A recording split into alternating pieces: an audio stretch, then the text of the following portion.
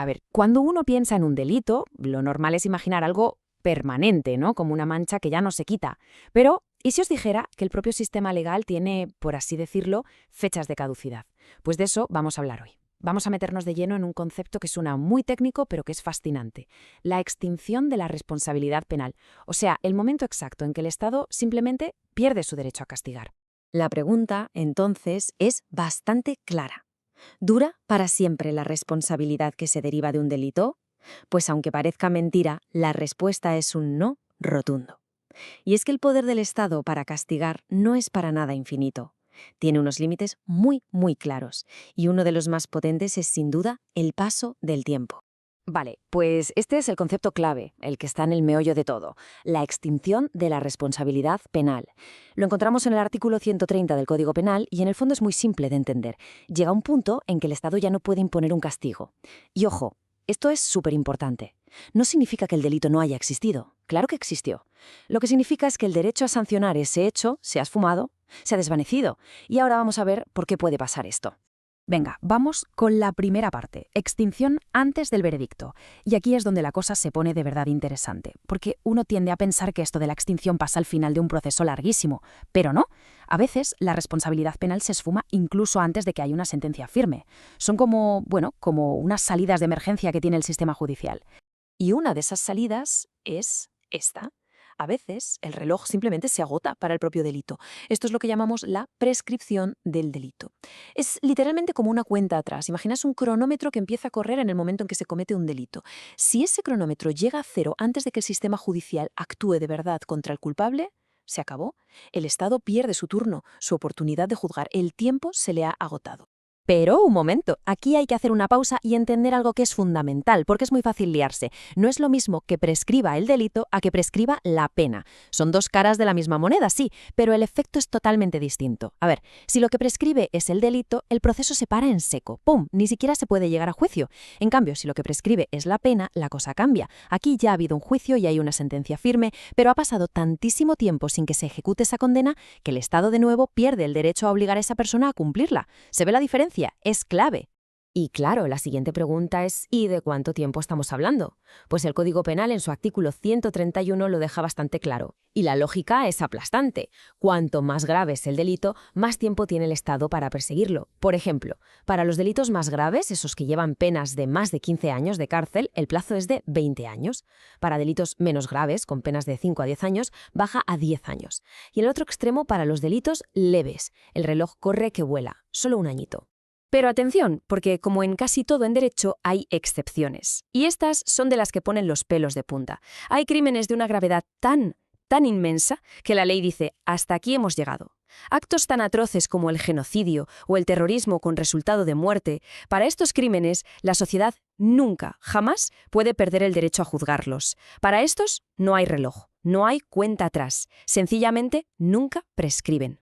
Venga, vamos con otra de esas salidas de emergencia antes de la sentencia: el perdón del ofendido. Ahora, hay que decir que esto es algo muy específico, ¿eh? No vale para todo. Solo aplica a delitos leves y de los que además se llaman perseguibles a instancia de parte. O sea, que el proceso solo arranca si la víctima denuncia. Y las condiciones son estrictas. El perdón tiene que ser claro, explícito y darse antes de que se dicte sentencia. Y una vez concedido, no hay vuelta atrás. Es una forma de devolverle a la víctima el poder de decisión en ciertos conflictos. Bien, ya hemos visto qué puede pasar antes de la sentencia, pero ahora vamos a cambiar de escenario. ¿Qué pasa cuando el juicio ya se ha celebrado y tenemos una condena firme sobre la mesa? ¿Cómo se puede extinguir la responsabilidad a partir de ahí? Pues una vez que ya hay sentencia, algunas de las formas de extinción son bastante de cajón, la verdad. La más obvia de todas, por supuesto, es cumplir la condena. La cumples de principio a fin y listo, deuda saldada con la sociedad. Otra es la muerte del reo. La responsabilidad penal es personalísima, así que si la persona fallece, se acaba. Y también se extingue cuando se cumple con éxito el periodo de suspensión de una pena.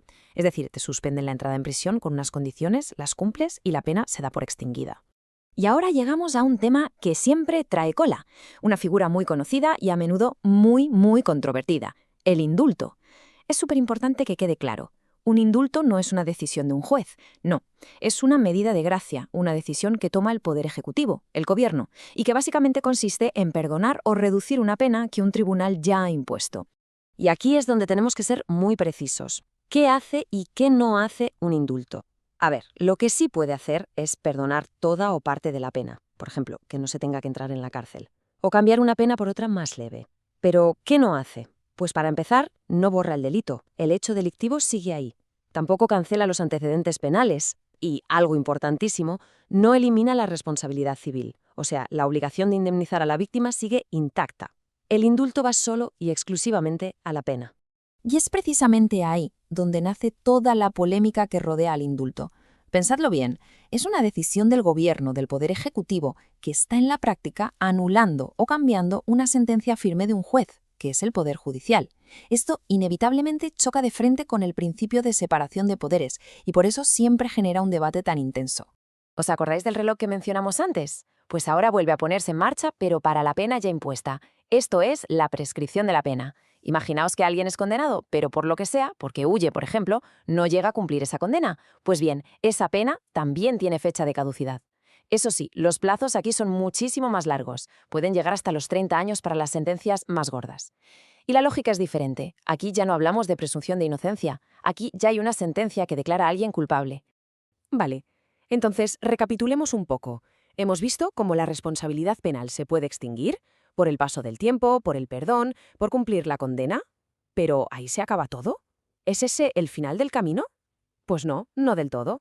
Queda un último paso que es absolutamente clave para poder hablar de un borrón y cuenta nueva de verdad. Y ese último paso tiene que ver con esto. Extinguir la responsabilidad no es el final, porque aunque la pena se haya cumplido, o te la hayan perdonado o haya prescrito, la condena deja una marca, una huella en tu historial.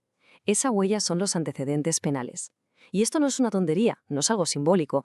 Tener antecedentes tiene consecuencias muy reales, como por ejemplo que si se vuelve a delinquir se puede aplicar el agravante de reincidencia. La buena noticia es que ese historial tampoco es para siempre. El Código Penal, en el artículo 136, nos marca el camino para limpiarlo. Es un proceso de 3 pasos, muy claros. Primero, la pena tiene que estar totalmente extinguida. Segundo, y esto es fundamental, hay que pasar un tiempo, un plazo, sin volver a delinquir. Y tercero, hay que pedirlo. No es automático, hay que solicitar formalmente que se cancele ese antecedente. La pregunta del millón. ¿Cuánto tiempo hay que esperar portándose bien? Pues una vez más, todo depende de la gravedad de la pena original. Para penas leves, con esperar 6 meses sin delinquir es suficiente. Para penas que no superen el año, el plazo sube a 2 años. Y para las penas más graves, la espera puede llegar hasta los 10 años. Se podría decir que es como la prueba final, que el sistema exige para dar por confirmada la reinserción. Y con esto llegamos al final del recorrido. ¿Cuál es el efecto de cancelar los antecedentes? Pues es potentísimo.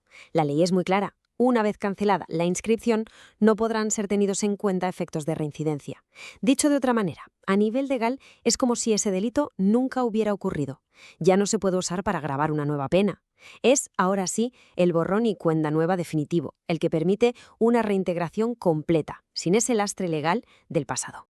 Y con ese último paso, el círculo legal se cierra por completo. La responsabilidad se extinguió y ahora el historial está limpio. Pero claro, esto nos lleva a una última reflexión, una que ya no está en los códigos ni en las leyes. Y la pregunta es esta: una vez que se borra el historial legal, ¿termina de verdad el castigo social? Bueno, pues ahí queda la pregunta en el aire.